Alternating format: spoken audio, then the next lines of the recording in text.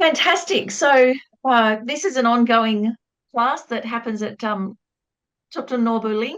And so for the next couple of weeks, I'm the one leading this particular session over the other side of the Great Ocean in Australia. And it's so nice to be able to have a class that kind of pulls the world together like that. People from all over. It's really lovely. So be your own therapist. We've got a little meditation just to start with, a really nice breathing meditation, one that I like because you don't have to try and forcefully still your mind. It just naturally happens. And we'll set our motivation, and then it'll be over to you about what particular themes have been happening this week and how we can bring a Dharma perspective to them. So we often get the worldly perspective, we get our family's perspective, we get our habitual perspective, but we need new eyes, don't we? We need to have a little bit of a push to be able to recalibrate our vision and see our life for the profound and amazing thing it is. And so a really good way to do this is in a group discussion like this. So let's start off by setting our motivation. And, like Lama Yeshe often said, that you need to be quite strong to be a Buddhist, because being a Buddhist is about being your own therapist, about taking responsibility for our own experience and helping ourselves. And we need to have strength to be able to even do that. So being here is a really good place to start. With the breathing meditation, it's called the 9 round breathing. So this is done in imagination. Doesn't matter if your nose is blocked. You just kind of do it in a nice, relaxed way. So let's first set our posture and just adjusting your spine so it's relatively straight, but you still feel comfortable. You might find that you need to just lean back a little bit.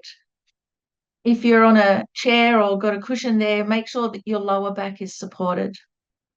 Pull your shoulders back a little bit so that the whole chest and heart area opens up. Imagine there's a fine thread of light running from the base of your spine up through your body and out through your crown. You feel you're just being pulled upwards by that thread of light. So your posture just naturally extends. And then once the spine is straight and comfortable, then relax your shoulders and consciously let go of that tension.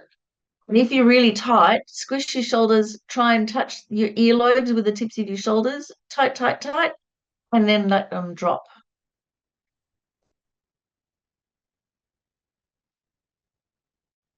Bring your focus to the breath. Just become aware of the natural rhythm of your breathing, breathing in and breathing out.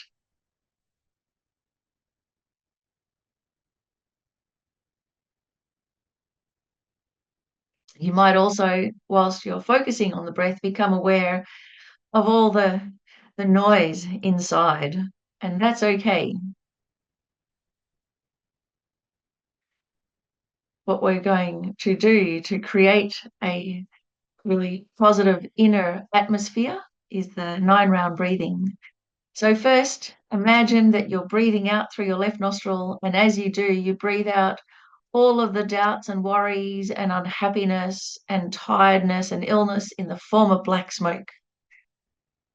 And you feel how good it is to release it, to let it go. And then as you breathe in, imagine you're breathing in through the right nostril, and you breathe in really intense, energizing light. And the essence of this light is all of the characteristics of enlightenment, of enlightened speech, enlightened actions, enlightened emotions, attitudes. So this golden light flows through you and your whole body becomes radiant and blissful. So out through the left nostril, in through the right, 3 long, leisurely breaths, and then just breathe normally, naturally.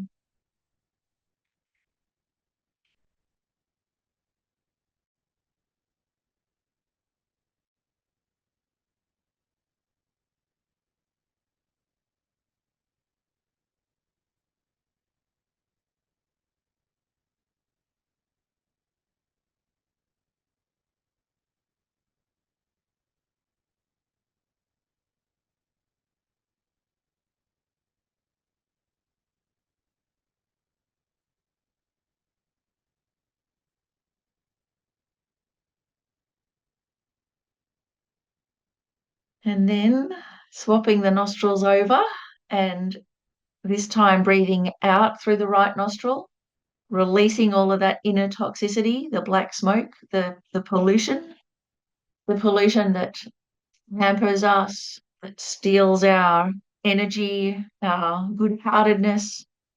Breathe it all out. And as you breathe in all of the enlightened inspiration. And this golden light flows through your whole being. Your body becomes radiant and energized. So with the nostrils swapped over 3 times.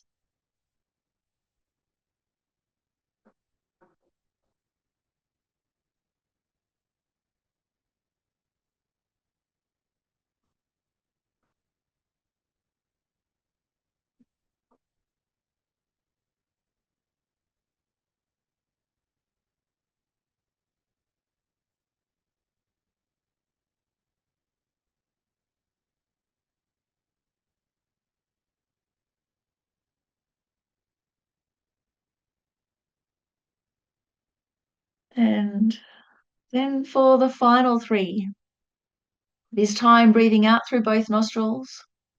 And then as there's that vacuum forming, then effortlessly breathing in through both nostrils.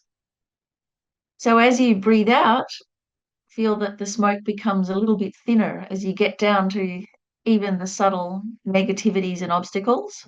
Breathe them out too, the subtle confusions, mistakes. And then as you breathe in, your clean, clear body becomes filled with this energizing light, and you absorb all of the enlightened qualities. So through both nostrils 3 times.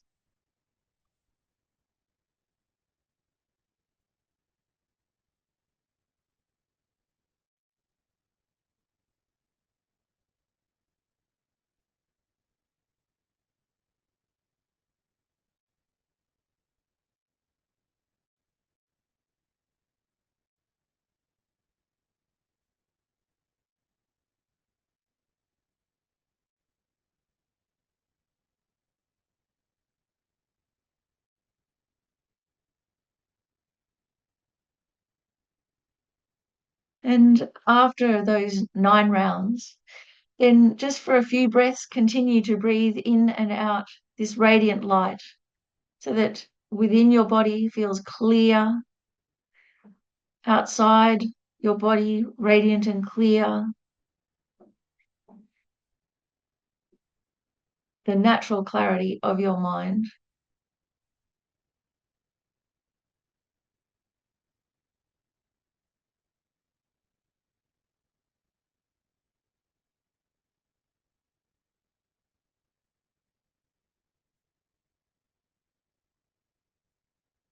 And from this state of clarity, let arise any main thoughts and themes of this week. What's the most important thing?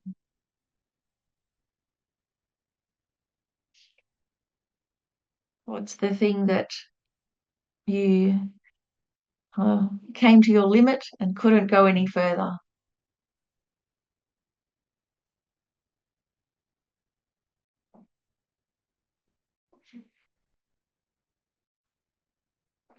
What's the thing where you most wish to be able to help others but may not know what to do?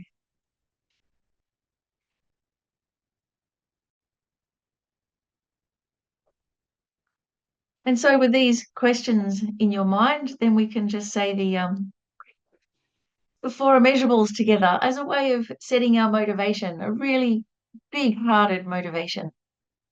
So the 4 boundless thoughts. May all sentient beings have happiness and its causes. May all sentient beings be free from suffering and its causes. May all sentient beings never be separated from the happiness that is without suffering. May all sentient beings abide in equanimity, free from the bias of attachment for friends and hatred for enemies. So with your mind naturally infused with these 4 boundless thoughts, we can dive into the nitty-gritty, how it's been going this week, how we can progress along. So, I know most of you here today, which is just fantastic. Who has a thing that's been going on that we can shine our Dharma wisdom on? So just raise your hand or unmute. What's I come have to mind? something. Susan, go for it. Well, I hesitate to talk about it because it involves um, I don't want it to be political, okay, but I'm just going to say it anyway. We'll As make the political personal, don't worry. okay. As I was watching the Republican National Convention, I got so angry I could hardly tolerate it.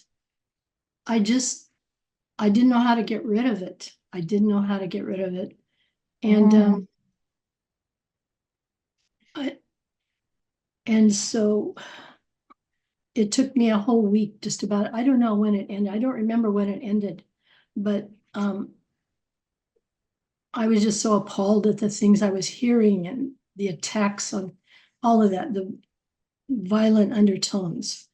And and I don't know. I really wrestled with it. I just struggled with it, and I was feeling yeah. extremely depressed and angry for a few days, worried about the Well, world. please don't let it flip over to depression because that's often that can be quite a trap, especially if you're trying to be Yeah, a good person, trying to be a good Buddhist, that we have this huge anger arise in us. yeah, That's a really mixed bag, you know. There's all the kind of the righteousness, the sense of injustice, but there's also incredible aversion and hatred and inability to bear it. It's all mhm. mixed up together, and then we, That's you how know, I feel. as a Buddhist, we just kind of go, horrors, what's happening to my mind, and then we squish it down, and Yeah, that's disaster because that's what leads to depression. So what we really have to do so that we don't fall, because once we've fallen into a depressive state, that can last for an incredibly long time, and as we know, it sucks our energy. So in that crucial time before we just suppress it all and then leave it and get completely separated from all of our energy, we've got to create some space. And so a place like this class is actually creating some space to, in our own time, on our own terms, slowly unpack what the heck is happening inside my mind. yeah, that's right. Yeah, I just And started reaching out to people that I meditate with, to meditation centers that I meditate with, really ones that are important to me, like this mm, TNLSF and um, one in Sacramento and a couple of friends and talking about it and working my way through it and meditating on it. And I don't know, I reached a much better place where I just felt a lot better. I feel a lot yeah, better. yeah. So we've got to get to a place where we feel a lot better.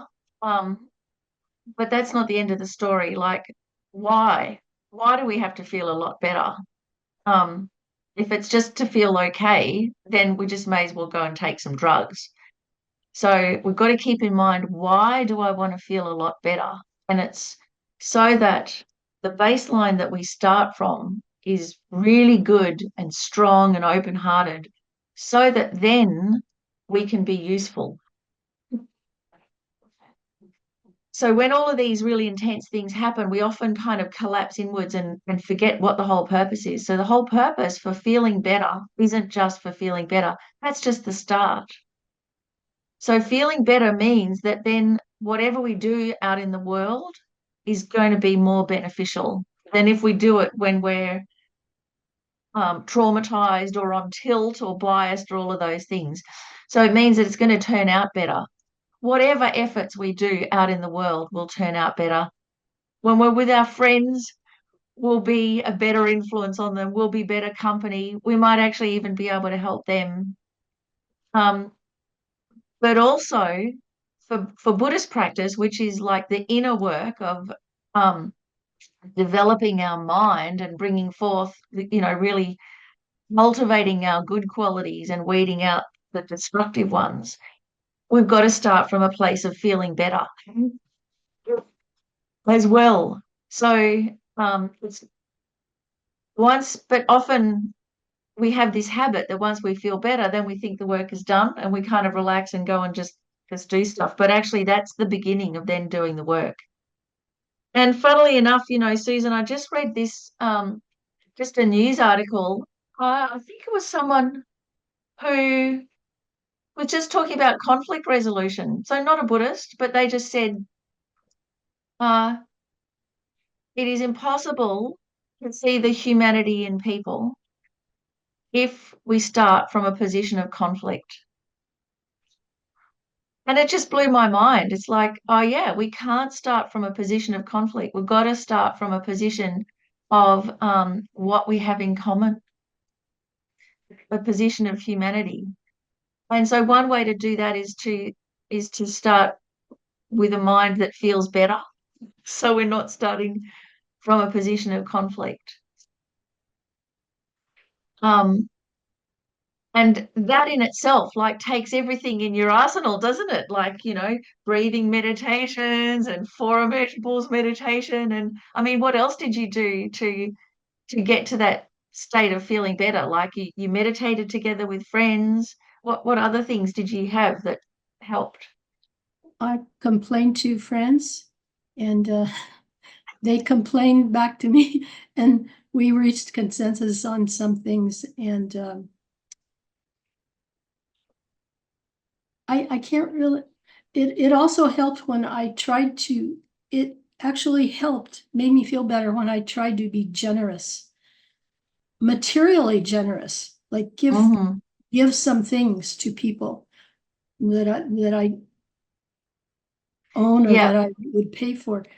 Give something to others, and it took the focus off that negativity. It really yeah, helped. yeah, because generosity it's a joyous practice. And so anything, loving kindness, friendliness, affection, generosity, all of those things, when we practice them, we feel good, other people feel good. So we've doubled it all. And it is the opposite of anger. So if we have that feeling in our mind, we can't have anger or hatred in our mind at the same time. So you're spot on there, Susan. That's right. So you've been proactive and gone and actually done something that is the opposite of anger. So of course it's going to have an effect. That's right.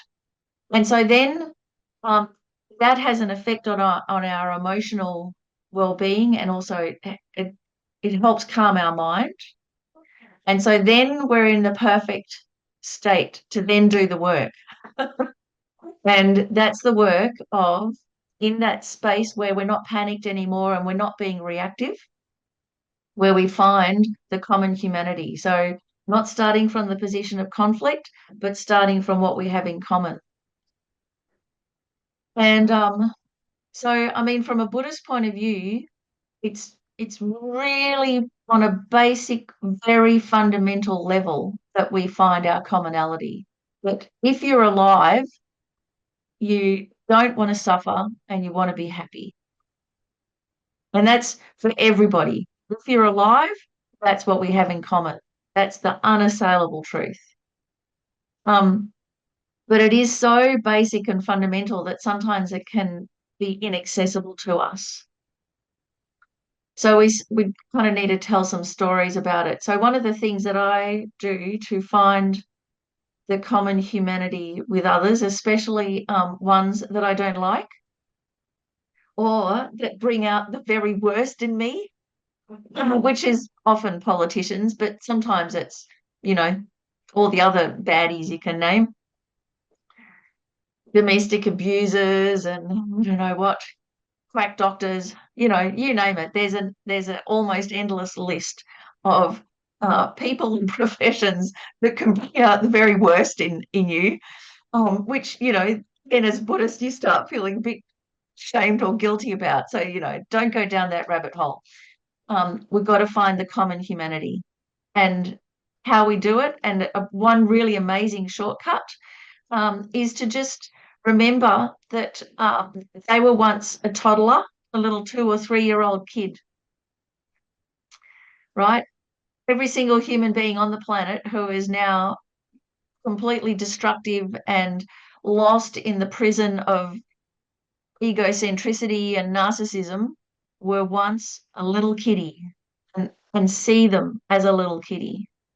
And then how can we hate a little kitty? Even if they're tucking a tantrum, even if they're being mean to everybody in the room and stealing all their toys, you can't hate them, can you? Because you're seeing their vulnerability and they can't help it.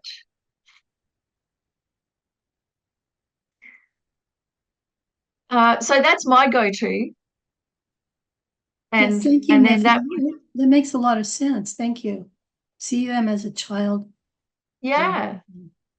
At one stage before they were brutalized in this life, they were young, vulnerable, full of beans, all the potential in the world. And then what happened to that potential? They got this human life, so rare, so difficult to have everything come together to even survive. They got this human life, and then you look at people in positions of power. They got, that they're in a position of power.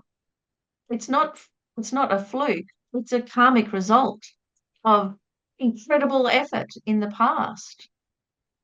So they're born into a position of wealth or beauty or power or all three, blessed with infinite good health, whatever it is, that's all a karmic result. And so then you think about, wow, the effort that you have to put in to make that amount of karma, good karma, to create that amount of merit.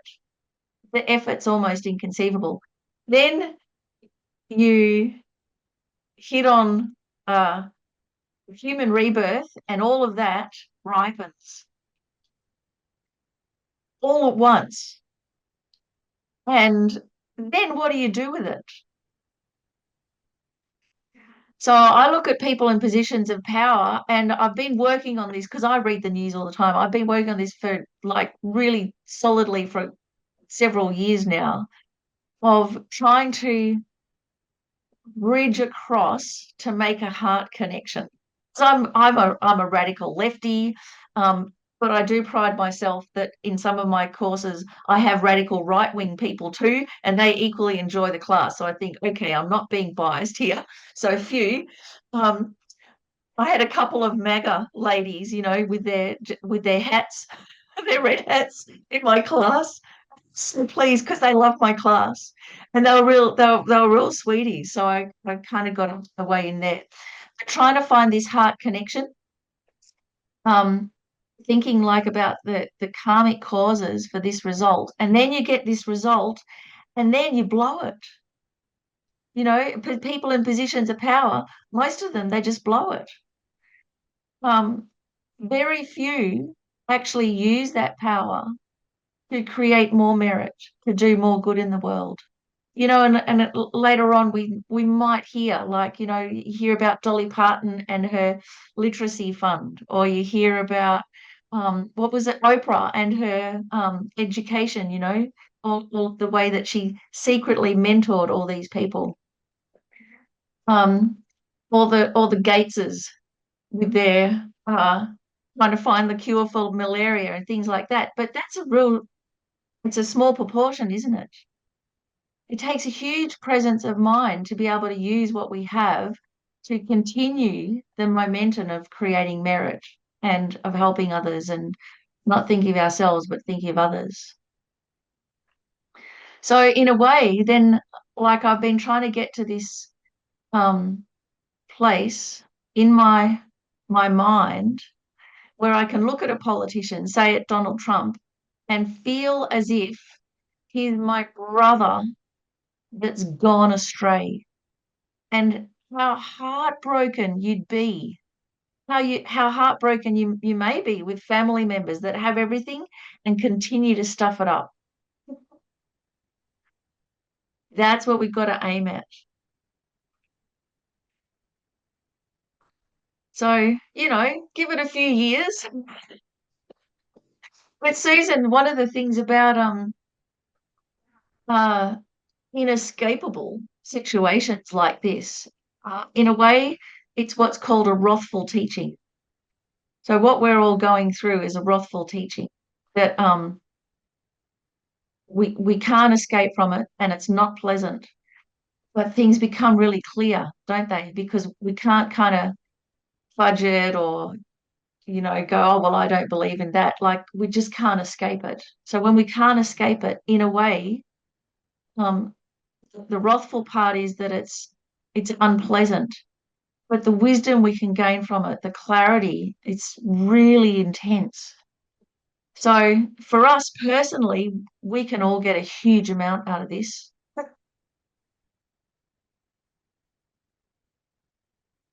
Thank you. I heard a teacher, I want to say it was Ross Moore, he'd spoken to his teacher.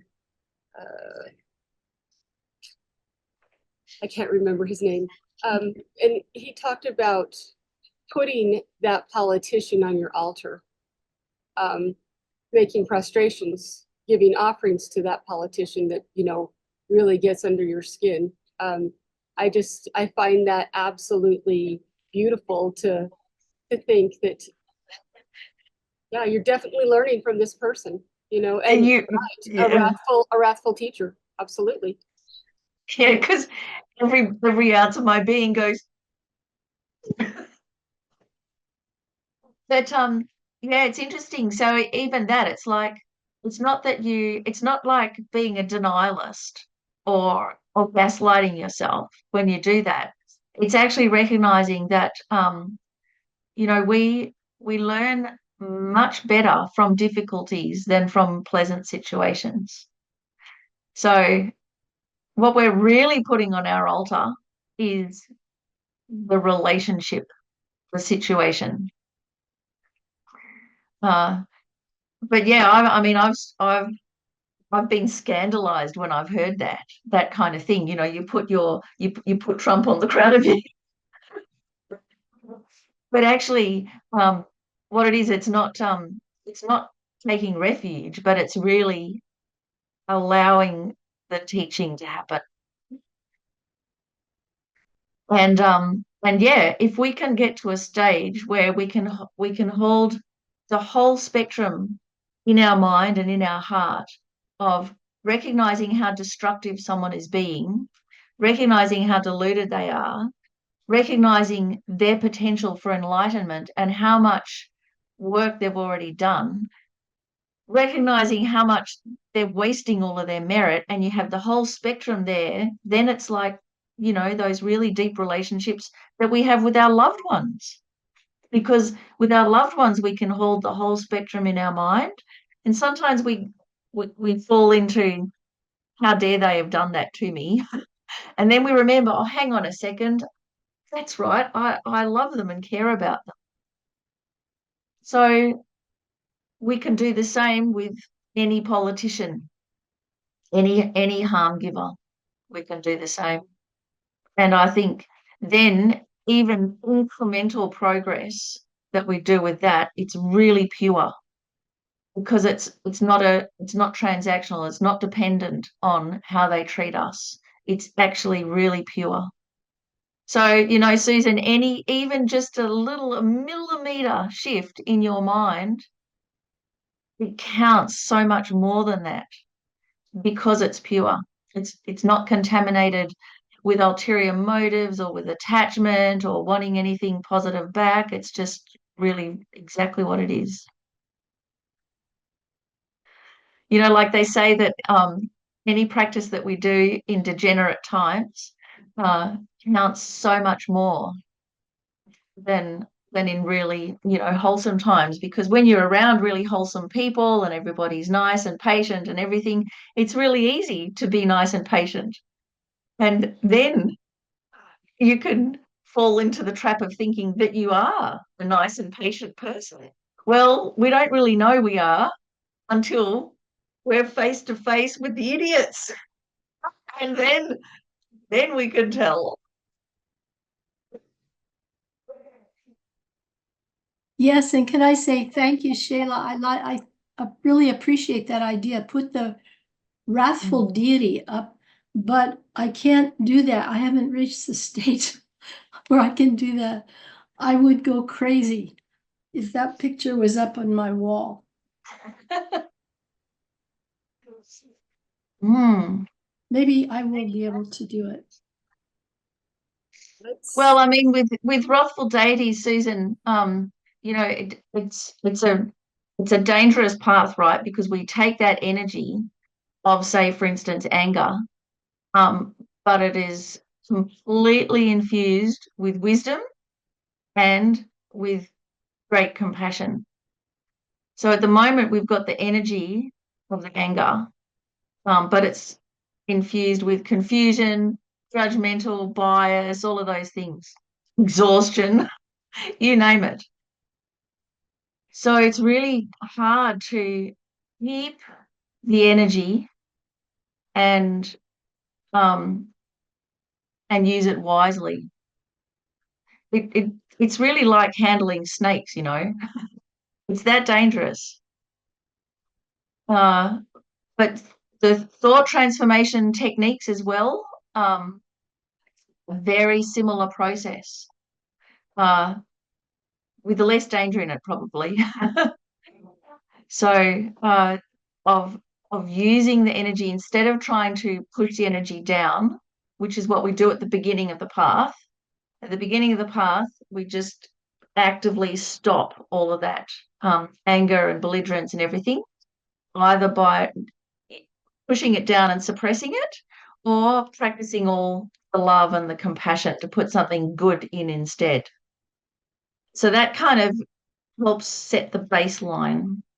Um, and once we have that, then we can start using thought transformation techniques of using the situation to help us.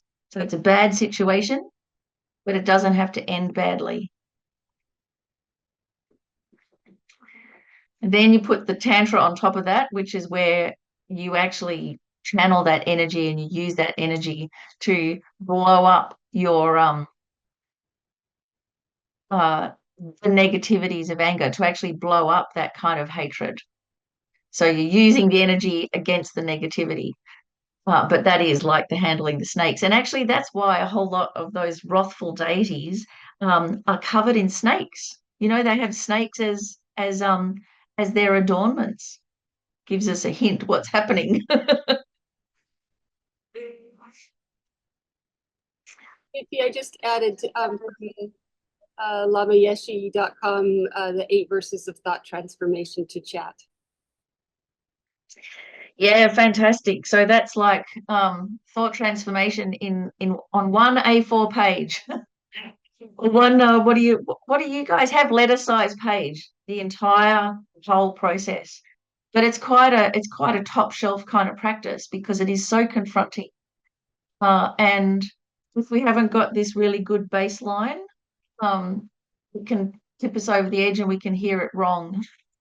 So this one season of how, trying to get that baseline of feeling better, calming the mind, creating some space, it's really crucial. Miffi, excuse me, I wonder if it'd work. I have a wrathful deity on my wall, as a matter of fact. Let me get the name of it. Yeah, get it and let's have a look. Let's see who's been the guardian angel of Susan. Well, I don't know if it's wrathful or not, but it looks wrathful. Mahakala. Yeah. I have it on my wall just because I like it, but I'm not sure why. So do you know Mr. Mahakawa? No. Okay. So yeah, I really like Mahakala. In fact, I first came across Mahakala when I was about 16, And Lama Yeshe was at Chenrezig Institute giving teachings and initiations, and he gave the great Chenrezig initiation, the thousand-arm Chenrezig Buddha of Compassion, and he gave Mahakala initiation. And so great Chenrezig that has the thousand arms, and then the nine heads, and then on top of that there's a wrathful face, and then on top of that is Amitabha. So 11 heads altogether. So that wrathful face is Mahakala, because Mahakala is fierce compassion.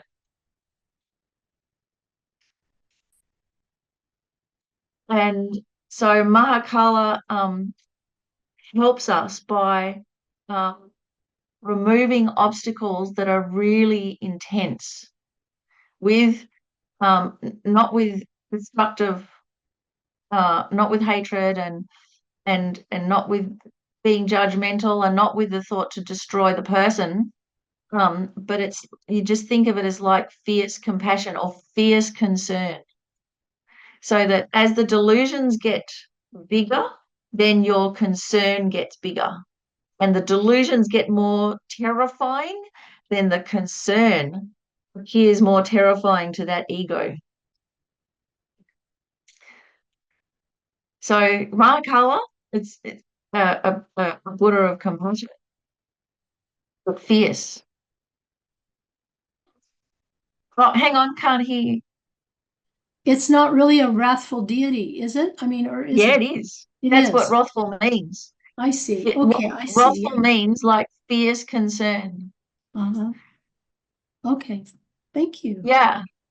So it's everything that in the beginning, we might have when we have when we first say get involved in social justice, and you have that feeling of this is not right. You know, people shouldn't have to suffer like this. I've got to do something. And this energy comes up to help. So that's like the beginning part of it. And sometimes you've got to be quite forceful. And if people are being really negative, you go, no, stop right there. I'm going to stop you right there. We don't kind of pander to those negativities. So that's kind of like the ordinary way that we do it. But Mahakala does it in an enlightened way. So Mahakala has fierce concern for the troublemakers and for us, for everybody. And it's manifested as powerful concern. And This so ties in with what you said, Shayla, too, really well. it's kind of like as the delusions amp up, then your concern amps up. And then when the delusions subside, then your concern subsides. And now suddenly you're looking like Thousand Arm Chenrezig again.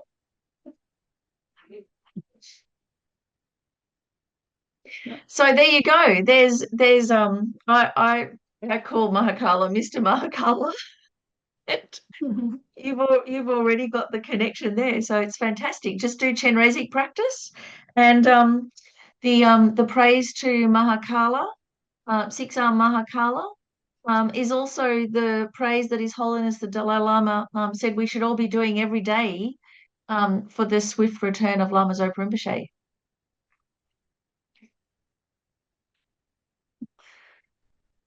Say it again. What was the praise of Mahakala?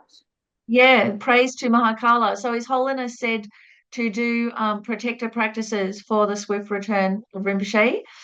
So he gave the a Mahakala Jena subsequent permission. And then he said also you can do Palden Lamo or other protectors, but there is this praise to six-arm Mahakala. It's just like 4 verses, and everybody can say the praise. And so he said that, at least every day try and say that praise, because to like the situation clearly needs some force in it now.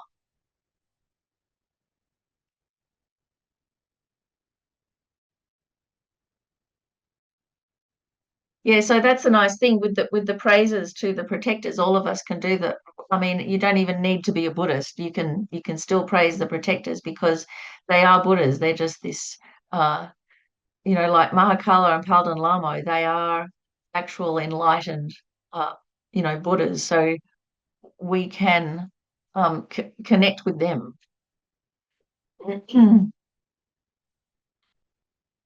Okay.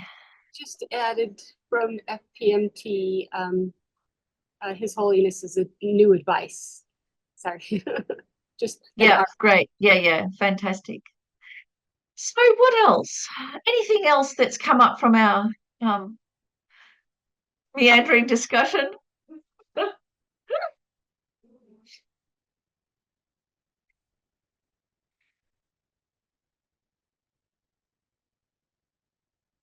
I'm not sure. So while I'm thinking about it, there is an order that we can apply our antidotes that I've been kind of chatting with Eddie about as well. And when problems come about, there's an order from the lower scope um, practices. First entering a Buddhist path or a spiritual journey, and as we attempt each level till we find the level that we're at.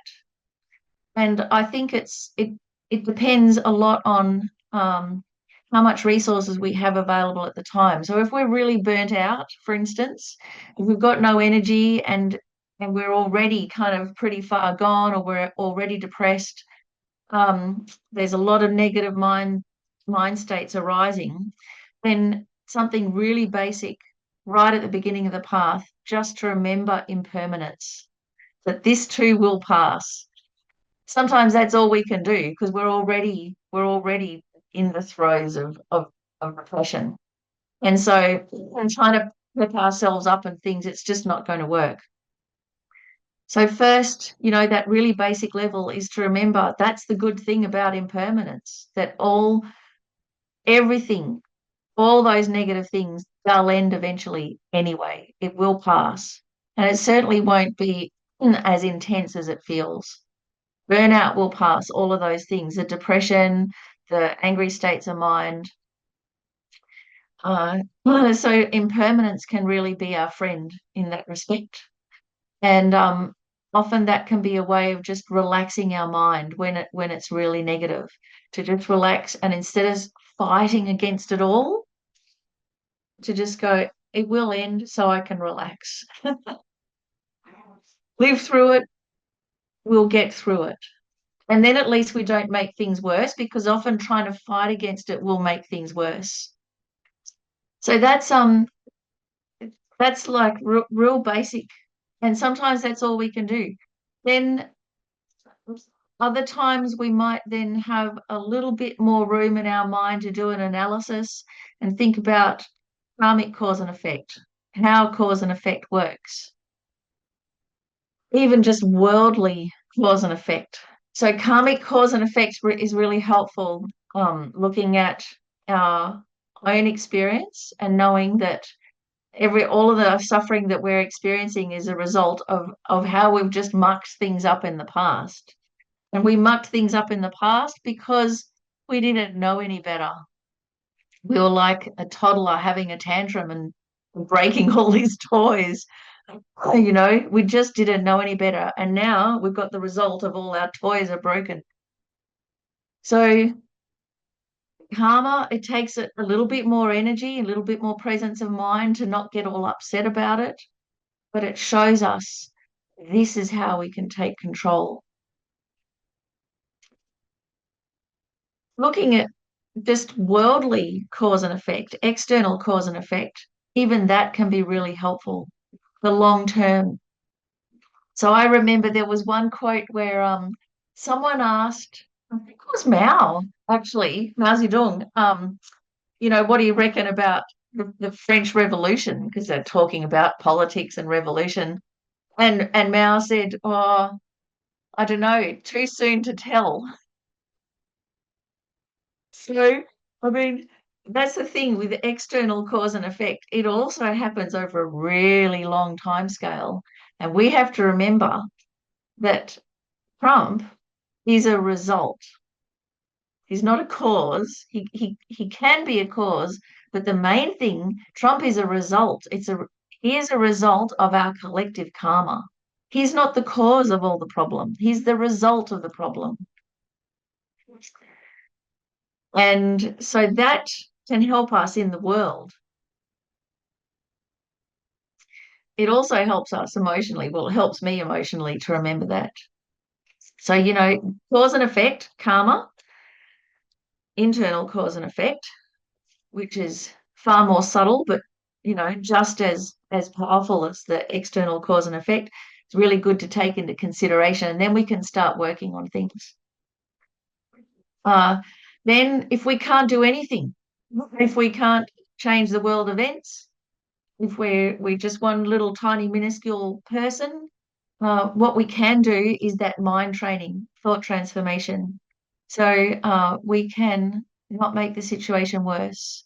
We can use the situation for our benefit. We can use all of the negativities of others to grow our own compassion, to grow our concern. So that takes quite some strength, but often it's great in a situation where you can't do anything about it. You can't get out of it, and externally you're completely powerless. That's where thought transformation comes in, because we've got our mind.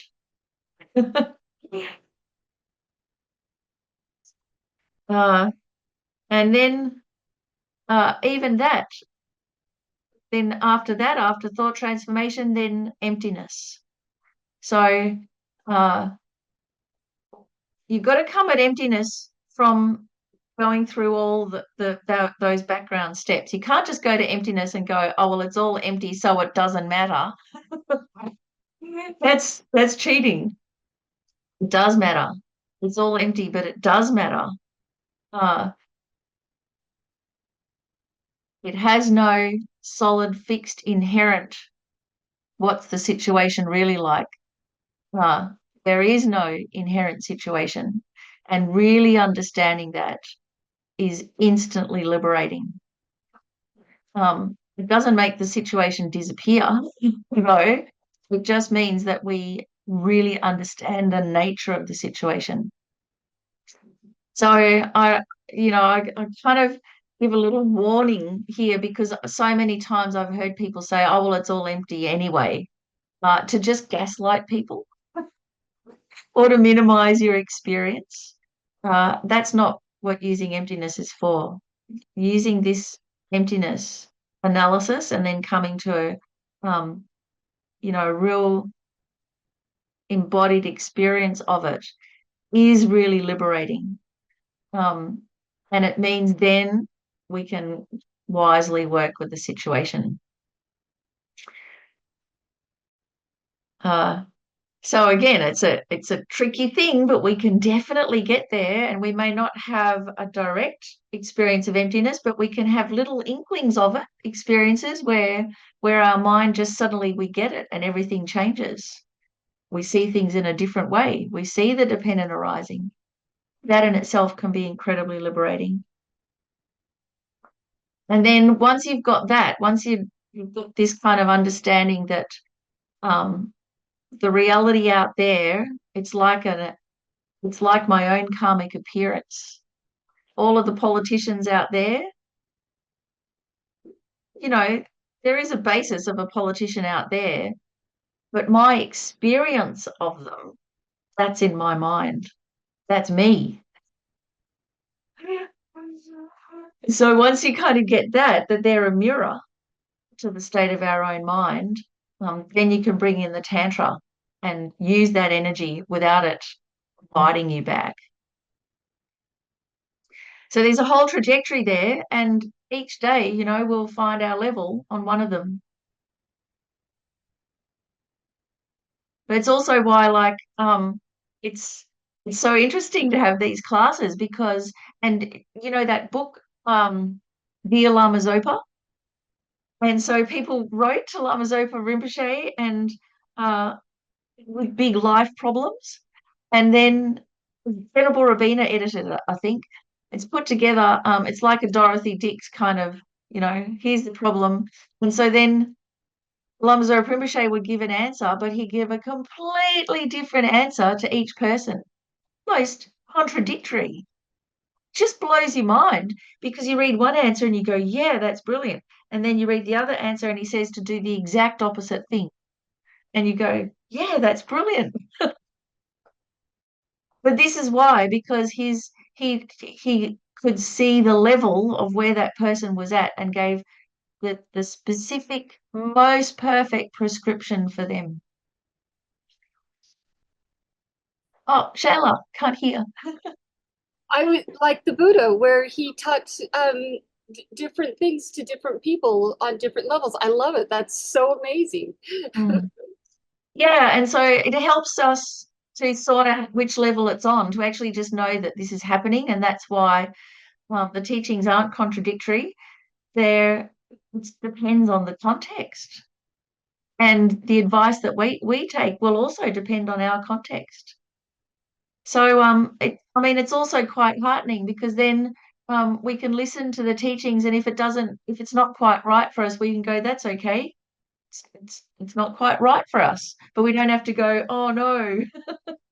We just kind of keep listening till we get the one that's going to help us.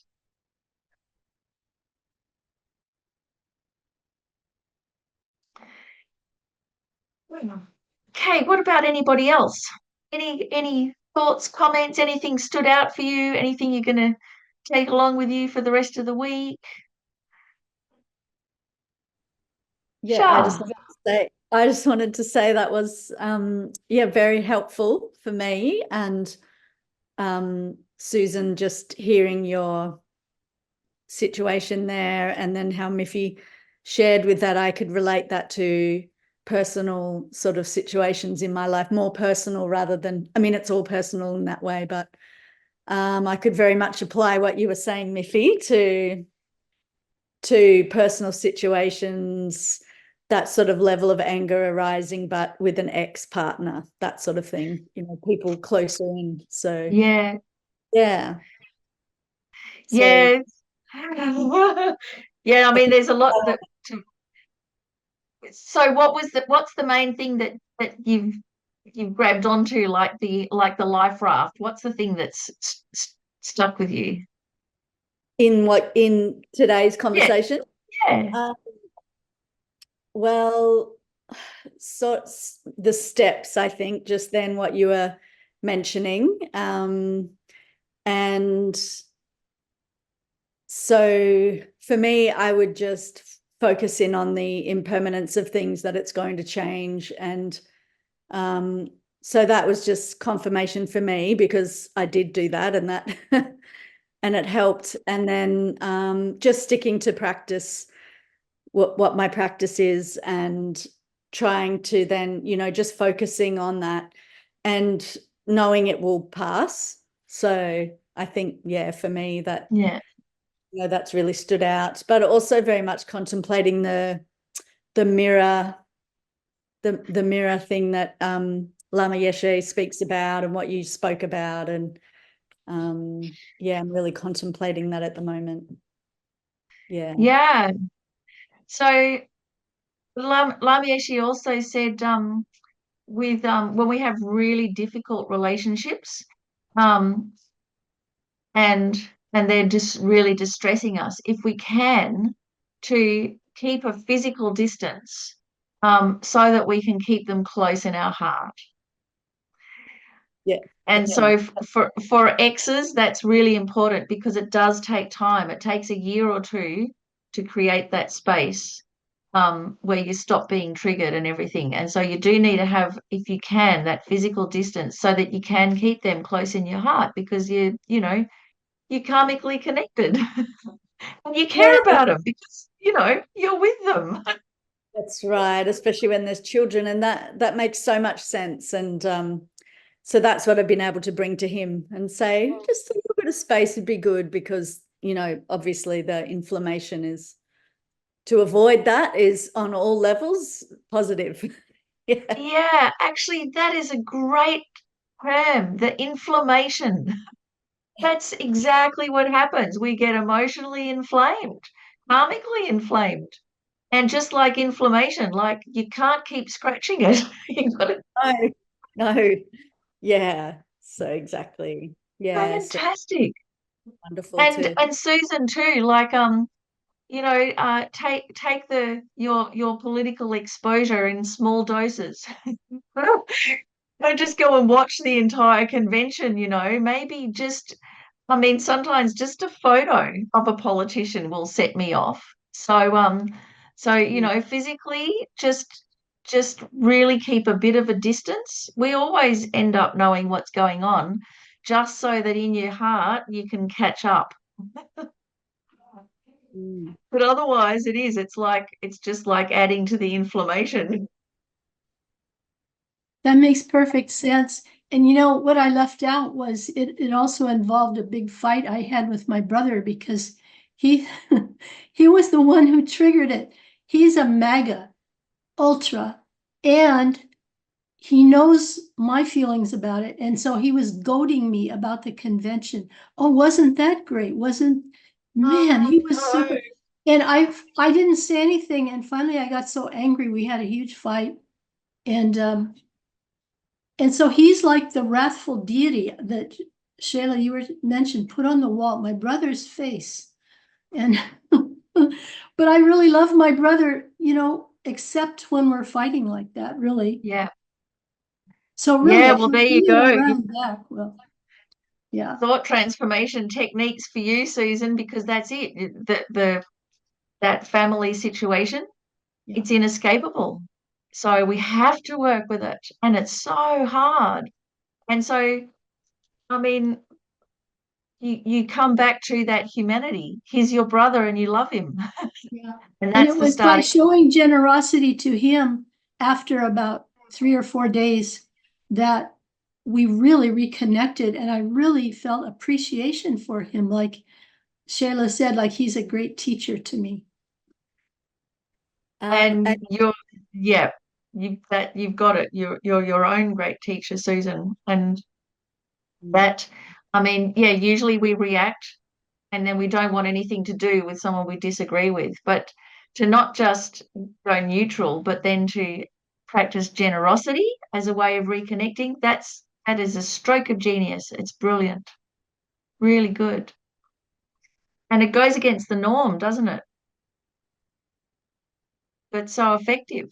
The norm would be to sulk about it for several weeks, you know. Yeah, or to cut them Hold a off and go, grudge. no, no brother of mine.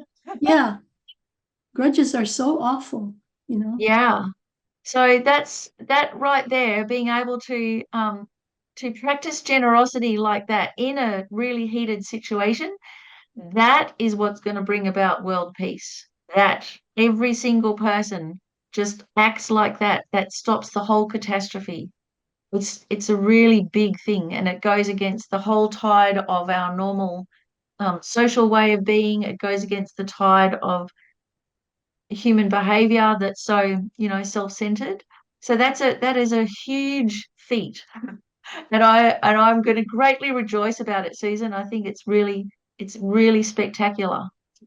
So incredibly well done, and you note it down and you remember it and you come back to it because you already know what to do.